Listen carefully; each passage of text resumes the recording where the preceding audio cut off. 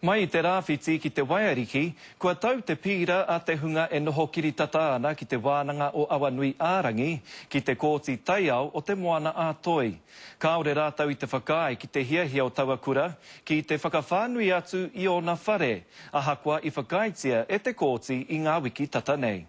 No tērā tuiki I tau ai te pira mai te hunga noho kāinga o tēnei tiriti, tata ki te whare wānanga o te Awanui-Ārangi. No, we shouldn't have had to have appealed this. Through consultation and good communication, we should have been able to sort out our differences and made some compromises.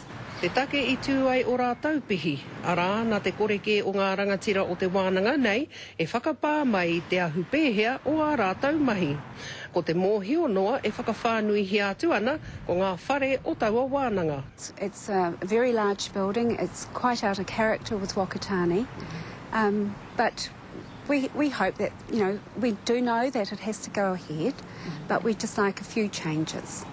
E nei whānau, I konei mai rāno, mai te wā I hanga hia mai te whare o Apanui, I konei rātau I te wā I haere o rātau pakeke, I o rātau kaumātu, I kuraina rātau ki reira.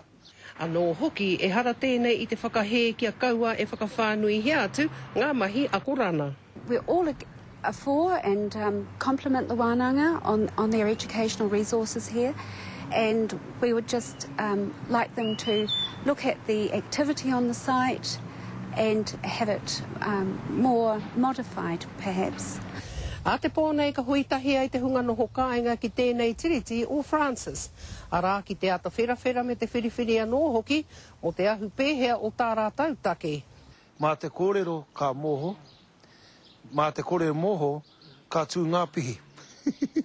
Nā te mea kua oma ke te hoiho, mā te wā anake e ki te ai, te ahu. Ko Hinerangi Goodman, mō te karere.